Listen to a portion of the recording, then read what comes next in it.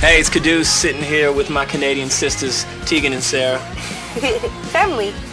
We're just talking about how you've been making records for almost 10 years now, but it seems like your popularity has been jacked up increasingly the past couple of albums.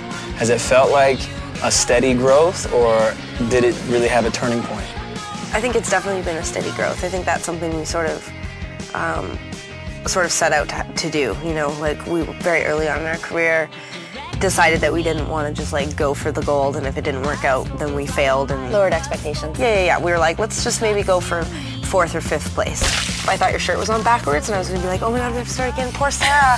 Fashion faux pas. Backwards. Turn the cameras off. This is crisscross day for the first day every day. It's like backwards. Everything's backwards. That's funny. You know what? It is funny now, but it was so cool back in the day. It was to wear something back. Tegan loved crisscross day. We had crisscross day at our junior high, and I was one of the only students to dress on crisscross day, like crisscross, which was embarrassing because I was a nerd. But that's was like 8 years ago. He's laughing now, huh? Yeah, exactly. Crisscross isn't. No. Sara and I grew up in a household with like 70s parents, so we were like David Bowie, Bruce Springsteen, you know, the Police.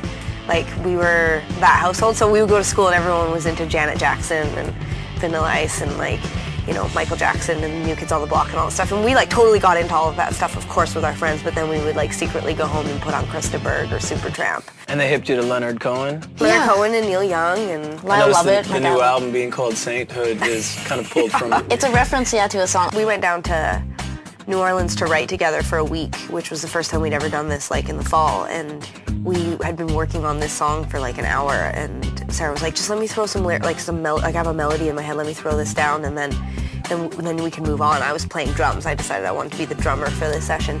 She started singing these words to this song, and I was just like, oh my god, this is the most beautiful thing I've ever heard. This is the best.